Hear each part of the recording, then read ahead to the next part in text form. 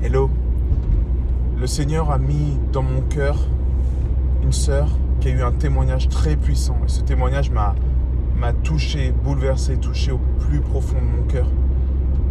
Elle rêvait qu'elle était...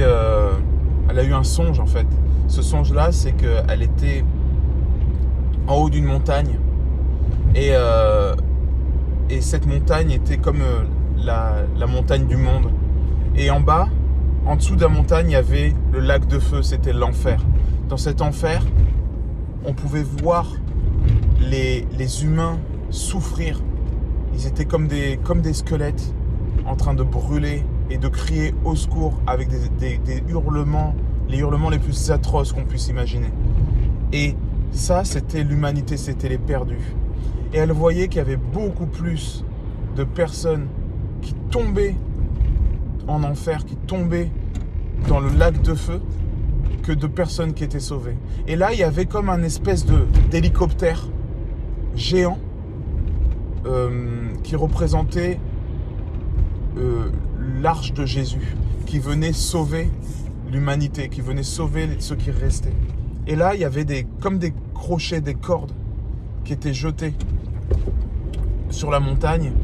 Et il y avait comme des soldats, des évangélistes, des gens qui étaient là pour parler de Dieu, qui étaient là pour témoigner, pour dire qu'ils connaissaient celui qui peut sauver de l'enfer. Mais les gens se moquaient. Et c'était vraiment une vision de la fin des temps. Les gens se moquaient massivement. Et il y avait des fils comme ça. Au niveau de la montagne, de la cime jusqu'en bas, il y avait des fils et les gens faisaient la queue pour se jeter en enfer. En fait, ils ne se jetaient pas en enfer. Ils marchaient avec confiance en se moquant. Ils cherchaient leur propre ambition. Ils cherchaient leur propre confort. Mais ils se jetaient dans le lac de feu. Et là, il y avait ces secouristes qui descendaient en tenue comme des tenues militaires, mais du royaume, des cieux, et qui étaient là déposés. Et ils étaient comme, pas en panique, mais ils avaient du boulot, ok. C'est comme sur un terrain où il y a une pression, une urgence humanitaire, où il faut aller sauver le maximum de personnes. Et les gens tombaient, glissaient en enfer, et ils rigolaient, ha ha ha. Et tu avais les évangélistes qui étaient là, et qui étaient sur le terrain. Il y avait cette sœur qui était là au milieu. Et là, elle courait à gauche, à droite. Elle entendait les gens crier. Et elle essayait de prendre les cordes de l'hélicoptère avec des crochets et de l'accrocher aux personnes. Et si la personne acceptait d'être accrochée, hop, elle était sauvée, elle était électroyée, comme ça. Électroyée jusqu'à l'hélicoptère. Et elle était sauvée. Il y avait d'autres personnes qui étaient en train de se débattre, mais qui voulaient être accrochées. Mais elles étaient à bout de souffle, à bout de nerfs. Elles voyaient une personne qui était accrochée comme ça. Il n'y avait plus que les doigts qui résistaient. Et il y avait un évangéliste qui criait à cette sœur et qui disait « Aidez-moi, aidez-moi, aidez-moi !» Et là, elle, l'évangéliste, qui essayait d'aller à gauche, à droite, de sauver le maximum de personnes, elle voyait ce frère qui appelait au secours. Elle accourait et elle allait aider celui que l'évangéliste essayait de récupérer, qui était à bout de force, au bout des doigts. Et quand elle a réussi à lui accrocher le crochet, là au niveau du vêtement, peu importe, c'était où qu'elle puisse accrocher, la personne était accrochée et sauvée. Et ben, cette personne l'a regardée et elle a dit tu peux pas imaginer la compassion qu'il y avait dans ses yeux. Et ça la faisait pleurer parce que c'était une vision, c'était aussi réel que la réalité, ce qu'elle a vécu. Voire plus réel, parce que c'est dans le monde spirituel qu'elle a vécu ça. Elle a vécu dans ses tripes, dans son âme, dans son corps. Et elle voyait la compassion de la personne qui a été sauvée. Et ça, moi, ça m'a touché parce que vous savez que j'ai un appel sur l'évangélisation. J'ai un appel pour les perdus. J'ai vraiment ça à cœur. Le Seigneur m'a mis ça à cœur souvent. Donc dès que j'entends des témoignages là-dessus, ça me touche particulièrement. Elle disait que sur 26 personnes, elle arrivait à peu près à en sauver une à chaque fois. Et tu avais des multitudes qui glissaient en enfer. Et dans cette multitude, il y avait des croyants. Il y avait plein de croyants. Pourquoi ? Parce qu'il y a des gens qui peuvent croire en Jésus-Christ, mais qui ne seront pas sauvés. Vous allez me dire, mais ça, c'est pas biblique. Eh bien, si, ça peut être biblique, parce qu'il y a des personnes qui vont croire en Jésus, Quand tu crois en Jésus, qu'est-ce qui se passe? Tout ton passé est effacé. Tous tes péchés sont effacés. Il ne se souvient plus de rien. Ça, c'est vrai. Mais il y a une autre réalité aussi.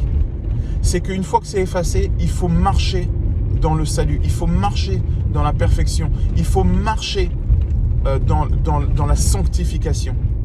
Et à partir du moment où on a été lavé de nos péchés, il est facile de retomber dans le péché parce que nous avons une nature pécheresse. Et même si nous avons une nouvelle nature et que nous sommes une nouvelle créature, nous sommes encore dans le monde, nous sommes encore dans un corps humain, nous sommes encore avec notre ADN adamique, nous avons encore Satan comme ennemi sur cette terre pour nous confondre et pour essayer de nous faire chuter. Donc, il est vraiment facile de chuter et de demeurer dans le péché. Et il y a un mensonge, il y a un énorme mensonge que le diable essaye de nous faire croire. C'est qu'on peut demeurer dans le péché parce qu'on est croyant, on peut demeurer dans le péché et ne pas finir en enfer. Regardez bien le livre de Galates. Ne savez-vous pas que les impudiques, les meurtriers, les voleurs, les menteurs et toutes ces personnes-là qui demeurent dans le péché n'auront pas accès au paradis? Ils seront jetés eux aussi dans le lac de feu, croyants ou pas croyants. On ne se moque pas de Dieu. Il y a un besoin de se sanctifier. Pourquoi il faut craindre l'Éternel? Il faut craindre non pas ceux qui peuvent tuer le corps seulement, mais craindre celui qui peut non seulement tuer le corps, mais en plus de ça, tuer l'âme et jeter dans le lac de feu éternel. Dieu peut faire ça. Et il le fait. Et quand je dis qu'il le fait, c'est avec des pleurs qu'il le fait. C'est pas du tout sa volonté. Mais si nous nous écartons du plan de salut qu'il a pour nous, si nous, avec notre libre arbitre, alors qu'on est sauvé et qu'on peut rentrer dans ces plans de bonheur, on choisit des plans de malheur en demeurant dans le péché et en ne se sortant pas de ça, on se coupe l'accès au salut. Le mensonge du diable, c'est une fois sauvé, toujours sauvé. Ça, c'est faux. Si tu te bats pour ton salut, si tu t'accroches puissamment à Dieu, si tu t'accroches puissamment à Jésus, personne ne pourra te ravir de sa main. Parce que il va te garder quoi qu'il arrive. Il va faire en sorte que tu sois vainqueur dans ton combat. Mais si tu ne combats pas, si tu abandonnes le combat, il ne se battra pas à ta place parce qu'il l'a déjà fait. Il a déjà tout accompli à la croix. Tout a été accompli à la croix. Donc tout est disponible pour toi aujourd'hui. Tous les outils pour t'en sortir, pour pouvoir être sauvé, il a tout donné, il a tout accompli. Donc tu as tout à disposition. Mais si tu ne te saisis pas de la promesse, tu es perdu. Aujourd'hui, je fais une vidéo sur la crainte de l'Éternel. Pourquoi il est important d'avoir la crainte de l'Éternel? La crainte, c'est pas craindre quelqu'un, j'ai peur qu'il me frappe. Non, Dieu n'est pas comme ça, Dieu est bon. Il faut craindre sa sainteté. Il est tellement saint. Il est tellement saint que si on s'approche de lui sans être dans une démarche de sanctification, c'est cuit. Alors on n'est pas dans les œuvres, d'accord?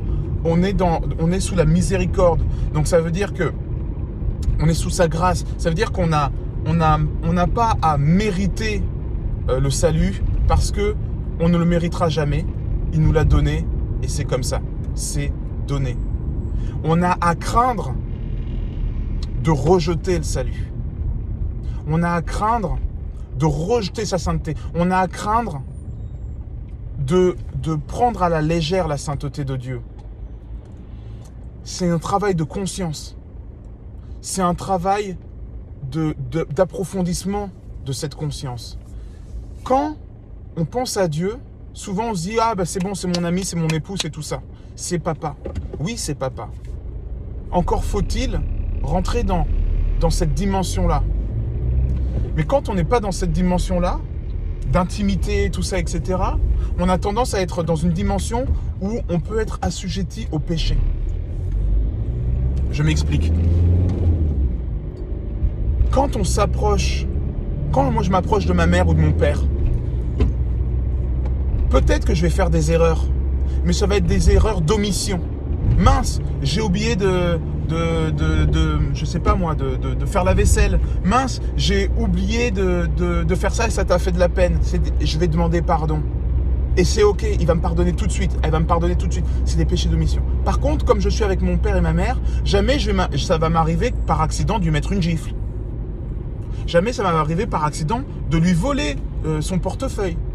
Non, parce que j'ai un degré d'intimité qui fait que le péché entre lui et moi, ce genre d'erreur, ce genre d'agression n'a plus lieu d'être. C'est impossible. Ce n'est plus possible. Je l'aime. J'ai cette intimité avec mon père. J'ai cette intimité avec ma mère. Je ne vais pas être dans cette condition-là. Il y a un respect qui fait qu'il y a des choses qui sont impossibles.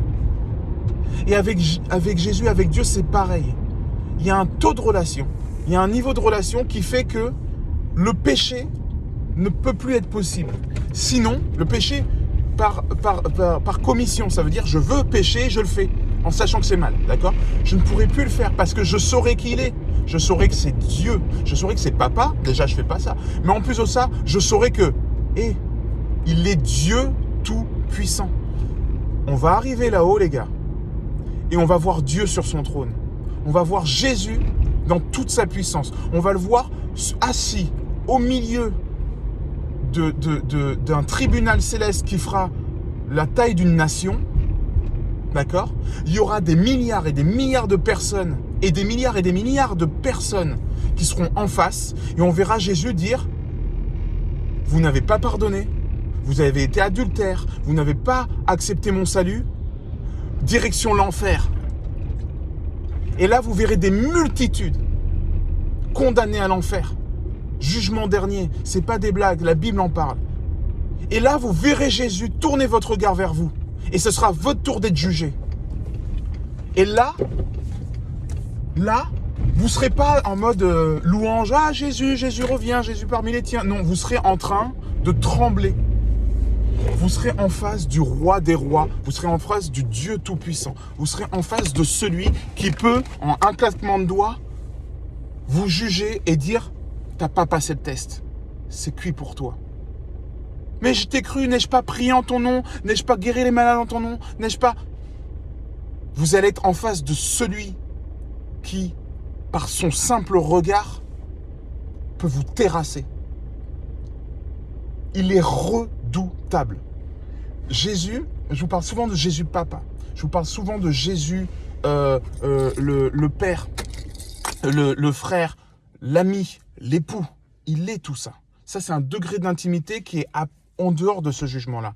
Mais il y a aussi Jésus-Christ, avec des yeux de flammes de feu, avec une langue qui est comme une épée à double tranchant, avec avec les cheveux blancs, avec la puissance qui dégage de lui, qui fait que Jean, quand il l'a vu, il est tombé comme mort. Ce Jésus-là, votre Dieu, votre Père céleste, il est saint. Et il n'a rien à voir avec le péché.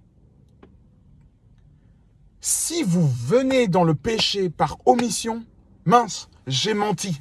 Pardon Seigneur, lave-moi de ton sang précieux. Pardon, j'ai notion que le péché, tu détestes ça, que ça n'a rien à voir avec ta sainteté et que tu es redoutable avec le péché. Mais j'ai aussi la notion que tu es tout amour, que tu m'as pardonné, que tu me vois comme la prunelle de tes yeux. Alors pardon pour ce péché. Excuse-moi papa, excuse-moi mon Seigneur, excuse-moi mon Dieu, je te mets ce péché, j'en veux pas, je m'en détourne à 100%, j'en ai horreur, excuse-moi. J'ai envie de pleurer rien qu'à l'idée que j'ai péché contre toi. Il va te dire, c'est pardonné mon fils, c'est pardonné ma fille, je t'aime, rentre dans la paix de ton maître. Il est comme ça, c'est Jésus, waouh, merci, la miséricorde. Mais si on n'est pas comme ça avec le péché, si on ne demande pas continuellement, je demande 2, 3, 4 fois par jour, pardon Seigneur pour mes péchés connus et non connus, lave-moi de ton sang, rends-moi parfait, rends-moi saint. Pourquoi je fais ça? Est-ce que c'est parce que je suis religieux à l'extrême? Est-ce que je suis un Christian freak, un fou de Dieu? Non, pas du tout. Je suis pas dans ce genre de délire. C'est juste que plus je m'approche de lui, plus j'ai notion de son amour, plus j'ai notion d'à quel point il est bon, mais plus j'ai notion de à quel point le péché c'est grave, plus j'ai notion d'à quel point il déteste le péché, plus j'ai notion d'à quel point il est redoutable, plus j'ai la notion d'à quel point plus j'ai la crainte de Dieu qui se révèle. Encore une fois, suivez-moi. Voyez Jésus dans toute sa gloire. Il est Dieu Tout-Puissant. Chacune de mes rastas, c'est lui qui a créé chacune de ses cellules. Je n'existe pas sans lui. Il a soufflé la vie. Et s'il arrête de souffler sa vie en moi, en un instant, je suis mort, voire annihilé. Il peut m'annihiler. Ce qui serait mieux que l'enfer. Ce Dieu-là, notre Dieu, sur son tribunal céleste, un trône majestueux, trônant au milieu d'un tribunal qui fait la taille des nations, avec les anges, avec les humains, avec tous ceux qui doivent être jugés, face à lui, et lui qui scanne comme un parfait juge tous les cœurs, qui sonde chacun de ses cœurs, et qui passe son regard vers toi, et qui regarde ton cœur, et son regard, son seul regard, est suffisant pour que tout ton corps manifeste cette phrase. Qu'as-tu fait? Où en es-tu? Comme la question qu'il a posée à Adam et Ève. Où en es-tu avec le péché? Où en es-tu avec mes commandements? Où en es-tu avec l'amour de ton prochain? Où en es-tu? As-tu pardonné à chacun? Quand son regard va se poser sur toi, ton esprit aura beaucoup de mal à résister à cette sainteté. Il est dit que tous genou fléchissent. Mais ce n'est pas les genoux physiques qui vont fléchir. C'est les genoux de ton esprit. Ça veut dire que ton esprit n'arrivera même pas à tenir devant le roi des rois. Il n'aura qu'une seule envie, c'est de s'enterrer vivant sous la terre. Est-ce que tu veux à ce moment-là avoir un seul péché sur ta robe, un seul péché dans ton cœur, un seul péché à apporter contre lui, un seul péché qui apporte la mort face au Dieu très saint, qui est celui qui va dire tu rentres ou tu rentres pas au paradis? Non, tu veux pas ça. Et des milliers de personnes n'ont pas la crainte de Dieu et se promènent sur cette terre encore sans avoir la crainte de Dieu. Et des milliers de croyants croient qu'en restant OK avec le péché, vont pouvoir passer la porte du Dieu très saint. Il est Dieu. Toute la création se plie devant lui. Personne ne passera s'il est dans le péché, s'il demeure dans le péché de commission. T'as pas fait exprès, c'est OK. T'as fait exprès, repens-toi vite. Repens-toi vite. Jeûne, prie, fais ce que tu as à faire, lis la parole, change radicalement, change à 180 degrés et pleure sur ton péché. Et fais une vraie repentance. On dit souvent qu'une repentance, c'est faire 180 degrés, c'est se retourner. C'est je ne le ferai plus et je pars. C'est plus que ça la repentance. Si j'ai notion de ce que c'est, je pleure sur ce que c'est, je m'aligne avec la vision que Dieu a de ce péché-là, c'est terrible. Et ensuite, je m'en détourne et je mets tout en place dans ma vie pour que plus jamais cette chose-là ne puisse rentrer dans ma vie. Comme un traumatisme, comme si j'avais vécu un traumatisme. À ce moment-là, oui, tu t'es repenti. Moi, il y a des moments dans ma vie où je me suis énervé. Je me suis énervé contre des gens de ma famille, par exemple, où j'ai mal parlé. J'ai montré peut-être, je ne sais pas, le mauvais exemple à mes enfants, parce que j'ai manqué de patience, j'ai manqué de douceur, j'ai manqué d'amour avec mes propres enfants, ou avec mes propres frères, mes propres sœurs. Mais après, j'ai eu le Saint-Esprit. Et le Saint-Esprit m'a dit, je t'ai confié un enfant. Par exemple, je t'ai confié un enfant. Il a fait un caprice, certes. Est-ce que c'est de son âge? Oui. Est-ce que tu as réagi comme quelqu'un d'adulte, comme un chrétien, comme quelqu'un qui a mon amour, moi Jésus, à qui j'ai mis l'amour en toi, voilà. Est-ce que tu as réagi comme quelqu'un qui a mon amour, quelqu'un qui a ma sagesse, quelqu'un qui a mon intelligence, quand tu as répondu sèchement à ton enfant, quand tu as manqué de patience, quand tu l'as puni à la hâte, quand tu as fait ci, quand tu as fait ça?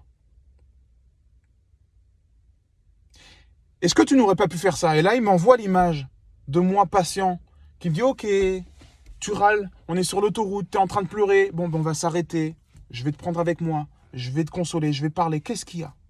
Qu'est-ce qui se passe? Tu as besoin de jouer, tu as besoin de te dégourdir, allez, on va jouer un peu. Tant pis si on est en retard. Tant pis. Parce que demain, tu n'auras pas à répéter le même mauvais comportement que ton papa a eu.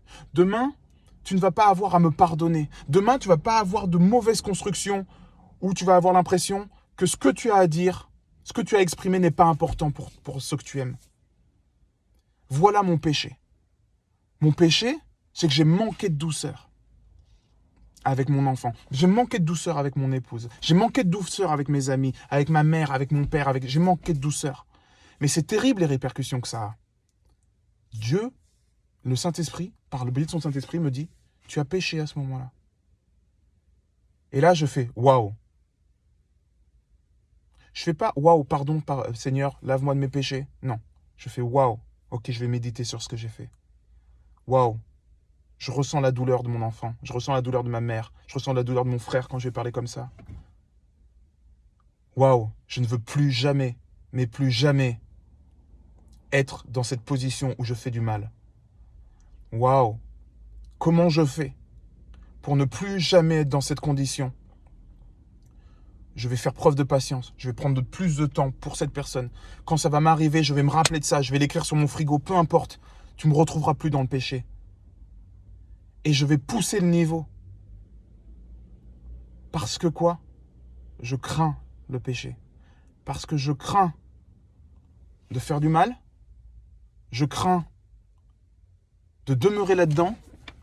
Je crains les répercussions, mais plus que tout, je crains celui qui voit tout ce que je fais. Et je crains celui qui un jour me demandera des comptes pour chacune de mes actions. Et je préférerais qu'il ait oublié toutes mes actions à ce moment-là.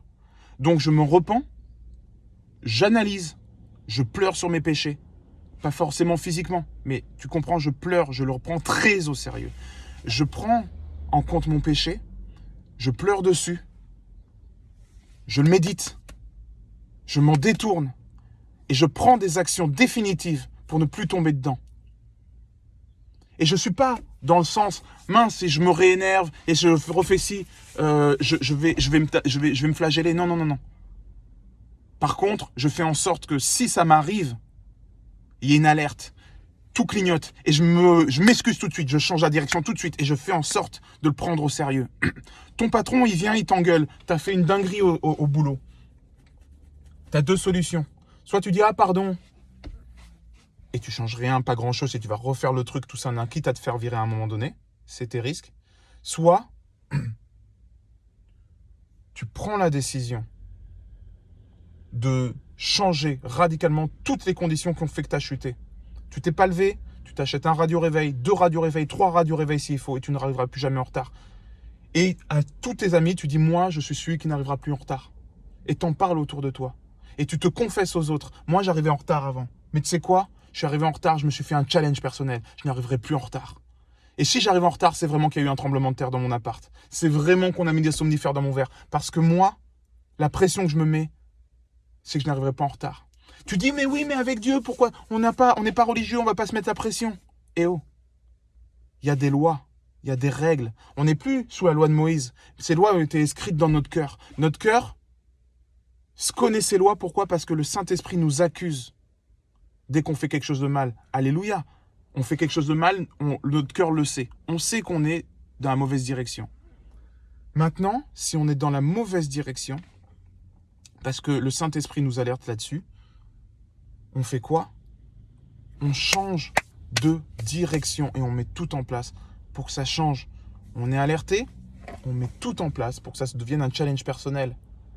Et oui, la vie chrétienne c'est de la rigueur. Je suis rigoureux sur ce que je mange. Je suis rigoureux sur ce que je dis. Quand je dis sur ce que je mange, c'est-à-dire que je ne vais pas tomber dans la gourmandise. Je vais apprendre à jeûner. Je vais pas, j'ai pas de restriction de manger du ci ou manger du ça. Mais quand je dis ce que je mange, c'est que je vais faire attention à la nourriture, à ce que je mange, à pas être un glouton. Mais c'est aussi à ce que je mange spirituellement. Ce que je vais regarder à la télé, ce que je vais écouter comme musique, ce que je vais écouter même dans les discussions, les ci et ça. Je ne vais pas m'acoquiner avec des personnes qui vont me faire chuter. Je fais attention à ce que je dis, physiquement, mais aussi à ce que je dis dans mon comportement. Parce que ce que vous faites parle plus que ce que vous dites. Je vais faire attention à ce que dit la Bible, au commandement, à mon caractère. Est-ce que j'aime tout le monde? Est-ce que j'ai vraiment pardonné à chacun? Je vais sans cesse scanner les personnes qui m'ont fait du mal. Est-ce que je leur ai bien pardonné? Et pourquoi pas, je vais même prier pour elles. Et je vais les bénir. Bénis cette personne qui m'a volé de l'argent. Bénis cette personne qui m'a critiqué. Bénis cette personne qui m'a physiquement frappé. Bénis cette personne qui m'a même violé dans mon intégrité. Pourquoi? Parce que je ne veux pas me retrouver avec un péché là-haut. D'ailleurs, cette sœur qui a eu cette vision de la montagne, elle a eu aussi une vision de l'enfer. Dieu l'a envoyée en enfer, dans une vision. Merci Seigneur.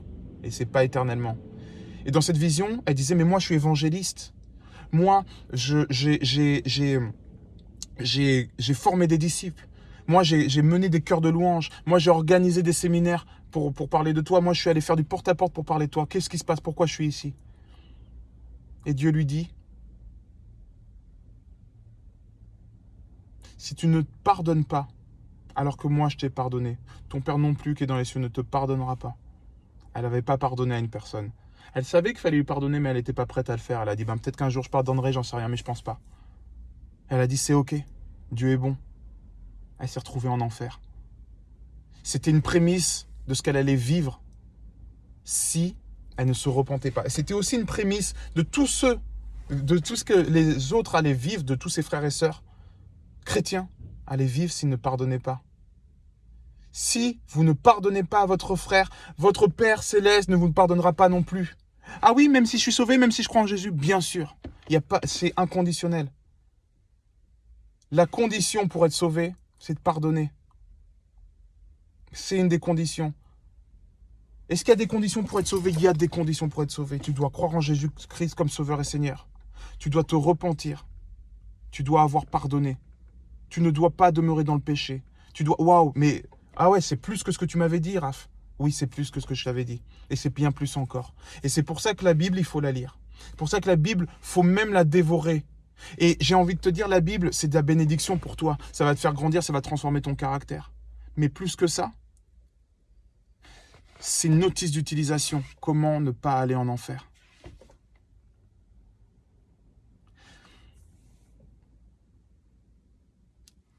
N'est-il pas dit que le chemin pour aller au paradis est étroit et resserré, mais que le chemin pour aller en enfer est large, il est vaste, il est même confortable.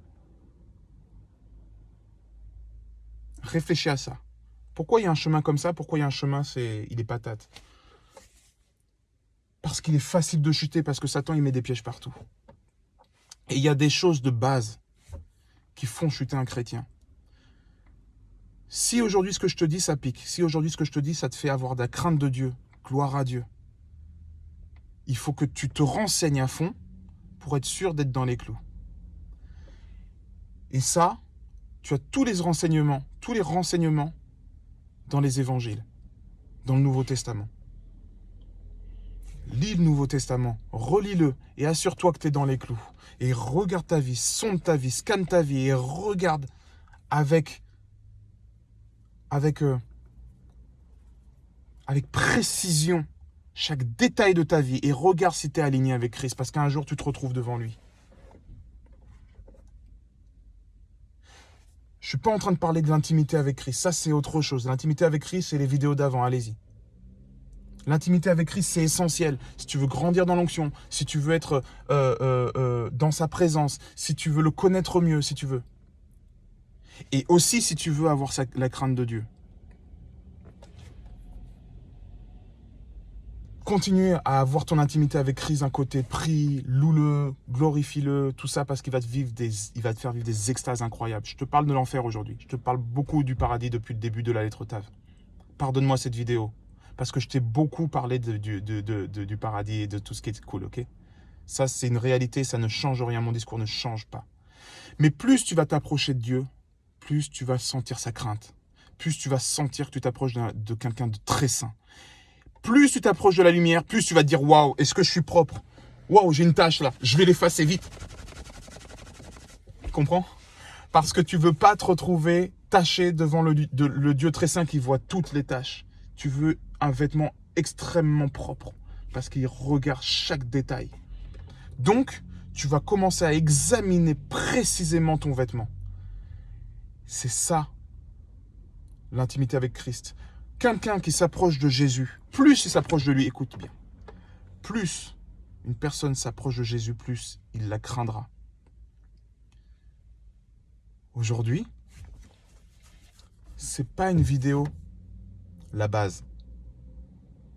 Aujourd'hui, c'est une vidéo pour celui qui veut s'approcher de Jésus. Il doit se dire, ok, c'est pas une blague.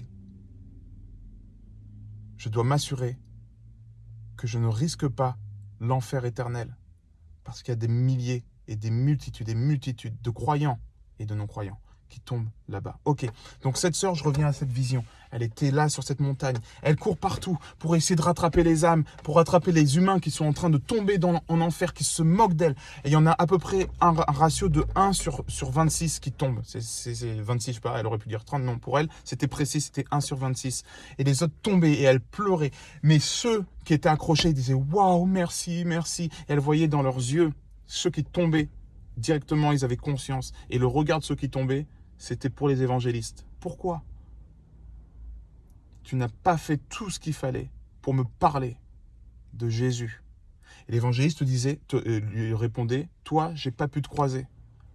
J'étais en train de m'occuper de 25 autres. Et toi, tu étais le 26e que j'ai pas vu. Et tu es tombé. Et je suis désolé. Et je m'en veux et j'aurais voulu faire mieux. Heureusement, les amis, quand on va aller au paradis, que le Seigneur va effacer la mémoire, notre mémoire de tous ceux qui seront tombés en enfer. Mais il y a un moment où on va se rendre compte de toutes les personnes qui sont tombées en enfer parce qu'on ne leur a pas parlé de ce que nous, on a trouvé, Jésus.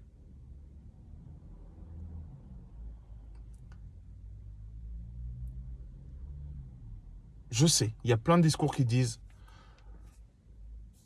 Dieu, il est bon, il n'enverrait pas tout le monde en enfer. Dieu n'envoie personne en enfer. Les gens tombent en enfer. Et Dieu a tout fait jusqu'à donner son fils pour qu'il ne tombe pas en enfer. Est-ce qu'il peut faire quelque chose de plus? Non. Sinon, il empiète sur le libre arbitre. Par amour, il a laissé le libre arbitre. Donc les gens s'en vont en enfer, il fait tout pour les sauver, et jusqu'à donner sa vie. Mais si l'autre, même quand il a donné sa vie pour te sauver, tombe, imagine-toi, tu as quelqu'un, il vient, il va sauter dans un trou, il va mourir. Tu sais qu'il va sauter dans un trou. Tu dis non, saute pas dans un trou, saute pas dans ce trou, saute pas dans ce trou. Je te donne ma chemise. Il va dire je vais sauter dans le trou. Je te donne tout mon argent, je vais sauter dans le trou. Je te donne ma vie, je suis ton esclave à vie. Je te saute dans le trou quand même. Je vais sauter dans le trou à ta place. L'autre, il va bloquer, il va faire quoi? Il va dire pour pas que tu sautes dans le trou, c'est moi qui saute, je meurs à ta place. Tu sautes, tu meurs. Et l'autre saute quand même. T'as fait le maximum. C'est fini. Tu peux pas donner plus que ta vie. Jésus, qui est Dieu, a donné sa vie par le biais de son Fils Jésus-Christ. Qu'est-ce qu'il peut faire de plus si l'autre s'il saute quand même? Donc, les gens vont en multitude en enfer. Dieu a déjà fait le maximum. Il laisse le libre arbitre. C'est les règles du jeu. Il l'a expliqué à tout le monde. Il est bon et il est bon et fidèle pour expliquer à tous ceux qui n'ont pas eu le message quel est le message.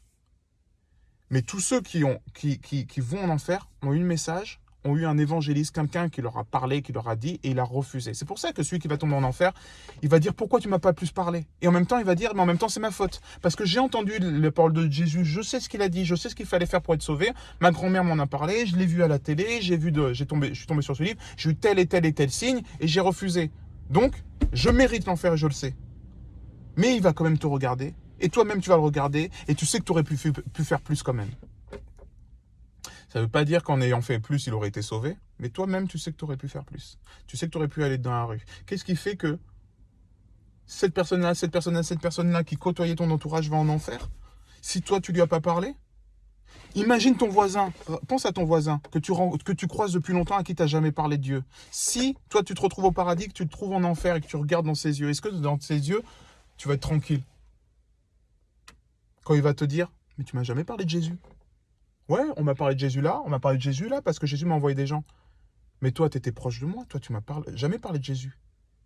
Qui te dit que si tu m'avais parlé, j'aurais pas été sauvé? Pourquoi t'es pas venu me voir, frère? Quand vous serez en face de cette personne, en pur esprit, pas dans votre corps humain, mais en pur esprit, je sais pas comment ça va se passer. Je pense qu'il va y avoir une petite torture de l'âme quand même. Moi, je fais en sorte, en douceur, de parler à tous mes voisins, déjà physiques. Tu vois, autour de chez moi, là, j'ai des maisons. Physiquement, je leur parle de Jésus, je leur parle de Dieu. Pas forcément de façon hyper intense, parce qu'il y en a qui ferment la porte et je suis sage, mais je leur parle. Les gens autour de moi, il y en a peu qui ne savent pas que je suis chrétien. Je ne te dis pas les gens dans la rue, je te parle déjà des gens autour de toi. Ça, c'est l'évangélisation première. Cette femme-là, cette sœur-là, quand elle était sur la montagne, elle était paniquée, elle courait partout. Il y avait des évangélistes qui étaient en tenue de guerre, tenue de SWAT, de secouristes, si tu veux. Et ils essayaient d'accrocher, tout le monde avait des crochets pour que les gens soient électroyés. Il y en avait plein d'électroyés, mais il y en avait beaucoup qui tombaient dans la rue. Et il y avait évidemment aussi beaucoup d'évangélistes qui étaient là, qui disaient « Vous inquiétez pas, c'est rien, vous serez sauvés ». Et là, tu avais les autres évangélistes qui disent « Non, mais sauve-le, sauve-le, sauve-le !» Il dit « Non, non, non, les écoutez pas, les autres évangélistes. Vous inquiétez pas, vous craignez rien. » Et c'était des leaders d'église. Et ils faisaient jumper des milliers, des milliers, des milliers de personnes. Je ne serai pas celui-là. Je ne serai pas celui qui vous dira « Allez-y, tout va bien. Vous n'irez jamais en enfer, vous croyez en Dieu. » Non. Aujourd'hui, dans la lettre Tav, il y a des personnes qui me regardent qui vont peut-être aller en enfer. Et qui croient en Dieu. C'est bon, c'est dit? Ok, c'est dit.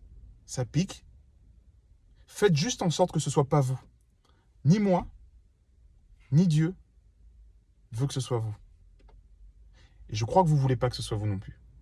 Est-ce que vous êtes sûr que votre destinée, c'est le paradis? Est-ce que vous êtes sûr que votre destinée, c'est l'enlèvement de l'Église? Est-ce que vous avez pardonné à tout le monde? Est-ce que vous vous êtes détourné amèrement de tous vos péchés? Est-ce que vous considérez même des petits mensonges comme une abomination aux yeux d'Éternel? Est-ce que vous êtes toujours dans la pornographie? Est-ce que vous vivez, comme le dit la parole de Dieu, une vie sexuelle hors mariage? Est-ce que vous avez un bon comportement avec vos enfants, avec vos frères, vos sœurs, vos amis? Est-ce que vous êtes sûr que vous suivez le lifestyle que Jésus a prévu pour vous dans la Bible? Est-ce que Jésus vous connaît?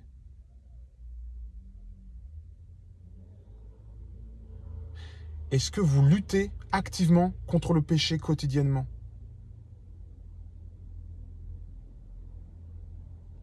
Est-ce que vous demandez régulièrement pardon à Jésus? Est-ce que vous lui demandez de laver vos péchés?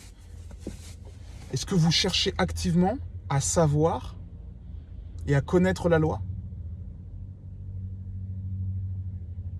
Ce qui est bon, est-ce qu'il y a une abomination aux yeux d'Éternel, ou est-ce que ça va, c'est tranquille, je me laisse le temps? Je ne vous envoie pas vers une précipitation, je vous encourage à regarder et à observer une urgence. Une urgence pour vos vies, une urgence pour la vie de votre entourage. Je vous pousse à l'action. À l'action de regarder votre vie précisément et de vous questionner, et de tout mettre à plat, et de questionner très sérieusement chacun des aspects de votre vie. Si vous faites ça, vous aurez la crainte de l'Éternel. Si vous avez entendu mon message, vous êtes juste en train de vivre à l'intérieur de vous, non pas une pression, non pas une peur, mais une crainte de l'Éternel. Cette crainte c'est ce qui vous sauvera. Cette crainte, c'est ce qui vous guidera vers le salut éternel. Encore une fois, oui, il a tout accompli à la croix. Oui, il vous a sauvé. Oui, quiconque croit sera sauvé. Tu crois? Chut, effacé, blanc comme neige. Oui, quand tu achètes une fringue, elle est nickel. Elle n'est pas sale. Mais quand tu la portes, 1 semaine, 2 semaines, 3 semaines après, il faut faire un tour en machine, sinon t'es cracra. Et encore, je suis gentil, 2-3 semaines, c'est moi c'est plus de 3 jours. Donc, à un moment donné, il faut relaver. Jésus nous le montre. Quand c'est à la Sainte Seine, il va laver les pieds de ses apôtres. Et Pierre dit, tu ne me laves pas.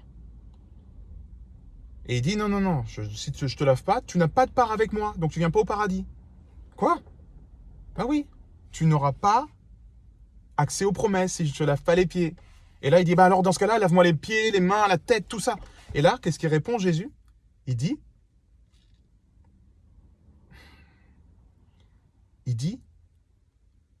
vous avez déjà été lavé parce que vous avez cru en moi. Donc toute votre tenue est propre.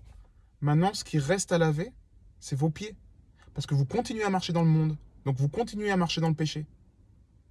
Donc il faut demander pardon. Et à chaque fois que vous demandez pardon, je vous laverai les pieds. Et là, vous serez parfaitement propre. Vous l'avez acheté, votre vêtement. Il est toujours neuf, mais il est sale. Il faut le passer en machine et il redeviendra comme neuf.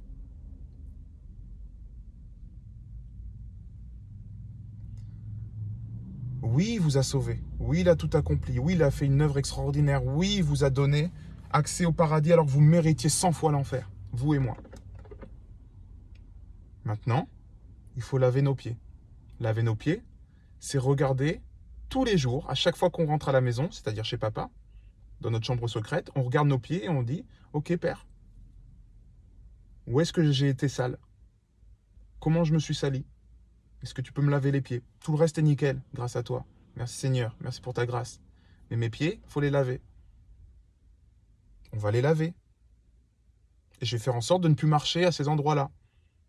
Que mes souillures soient des petites souillures naturelles, celles d'omission. Mais pas, genre, j'ai marché dans une crotte et j'ai fait un moonwalk dedans. Parce que ça, quand on demeure là-dedans, on ne rentre pas les pieds sales au paradis. Détrompez-vous. On ne rentre pas chez le Saint des Saints avec les pieds sales.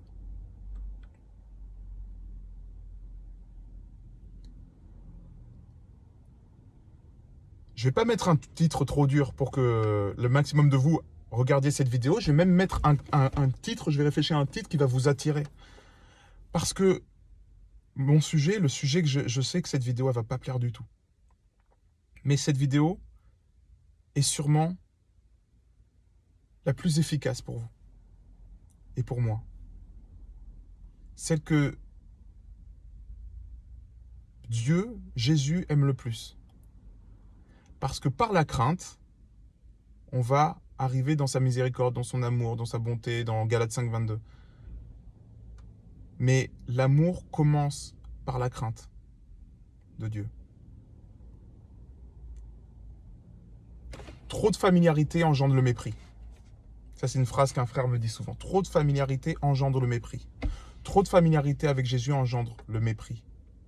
On ne doit pas être dans la familiarité, on doit être dans l'intimité, c'est différent. Et cette intimité, elle doit être préservée. Moi, je suis dans l'intimité avec ma femme. Pour être dans l'intimité avec ma femme, je ne vais pas l'insulter, je ne vais pas la vexer, je ne vais pas m'engueuler avec elle, je vais faire en sorte de bien la traiter. Et à ce moment-là, je pourrais vivre une intimité conforme à celle qu'elle désire. Avec Dieu, c'est pareil. Il y a des règles, il y a des lois. Le Saint-Esprit, c'est comme une douce colombe. Tu ne fais pas des grands gestes pour approcher une douce colombe. Tu marches avec précaution. Avec Jésus, c'est pareil. Tu n'arrives pas devant le Saint des Saints, le Dieu Tout-Puissant, celui qui juge le monde, le Dieu éternel, le redoutable, l'Éternel des armées, le Père céleste, la plus haute autorité de tout ce qui existe, de l'univers. Tu n'approches pas de lui en faisant « Yo, ça roule, vas-y, tu m'as dit faire ça, fais-moi ça, c'est mes promesses, qu'est-ce qui se passe ?» Non, il peut faire enfer. Mais il ne va pas faire enfer comme ça, parce que ce n'est pas un Dieu qui envoie les gens en enfer, non.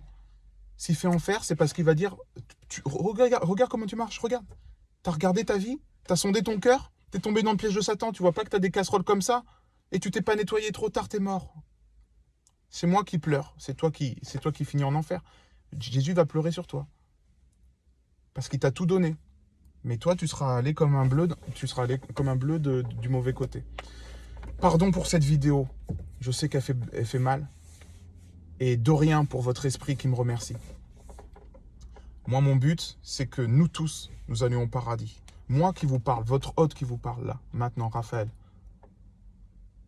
Je suis sûr de là où je vais. Je suis sûr de mon salut, je suis sûr parce que je connais Dieu, tout ça, nana. En revanche, j'ai peur d'aller en enfer.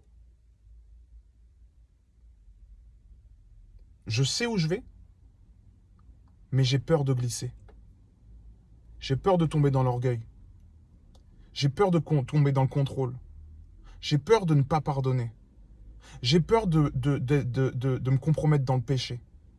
J'ai peur de plein de choses qui peuvent me faire glisser. Donc je tiens avec précaution, je veille jour et nuit à mon cœur, plus qu'autre chose.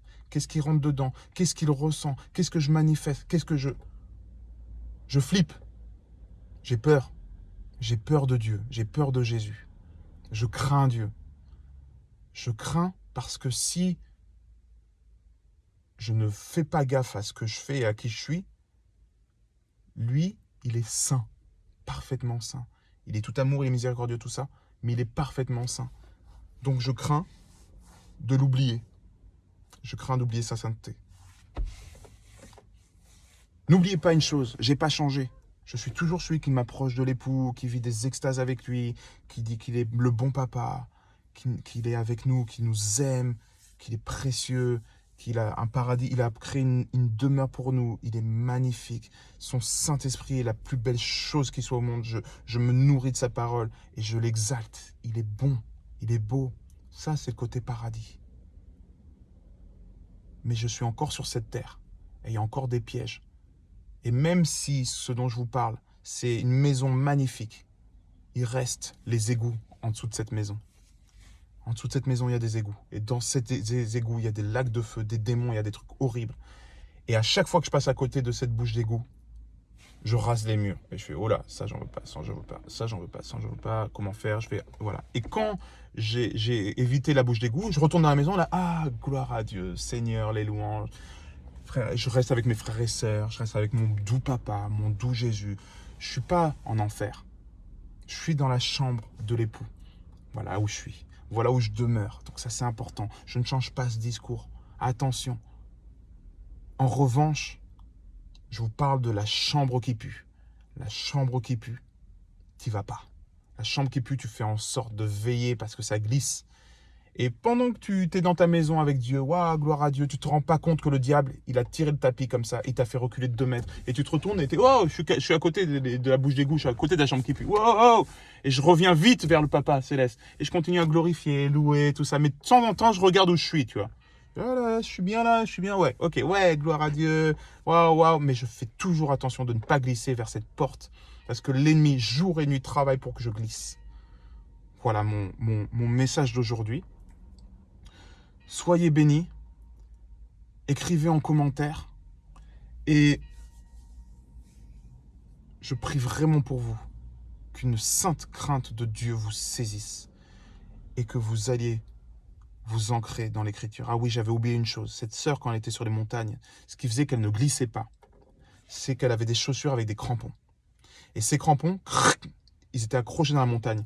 Et qu'est-ce qui faisait que cette montagne pouvait la gripper? C'était la parole de Dieu. Il y avait de la parole de Dieu partout sur la montagne. Les gens se moquaient de cette parole, donc ils glissaient dessus. Mais les évangélistes pouvaient s'agripper comme avec des chaussures d'escalade et grimper et tirer les autres. Tirer parce qu'ils étaient agrippés à la parole. Donc je prie vraiment pour que vous soyez agrippés à la parole, pour que la parole vous transcende, pour que vous vous scagniez, pour que vous arriviez vous marchiez en crainte et en tremblement devant le Saint des Saints et en intimité et dans la confiance avec celui qui vous a pardonné. Que vous marchiez en tremblement quand vos pieds sont tachés et que vous marchiez en confiance dans l'amour et dans la communion parfaite quand il vous aura lavé les pieds et que vous aurez demandé et que vous aurez compris que vos pieds sont sales. Au nom de Jésus. Amen. Alléluia. Gloire à toi, Seigneur. Bénis mes frères et mes sœurs qui écoutent aujourd'hui. Saint-Esprit, remplis-les. Remplis-les de ta puissance, remplis-les de ta vérité, afin que ta vérité leur révèle qui tu es. Amen. Amen. Soyez bénis.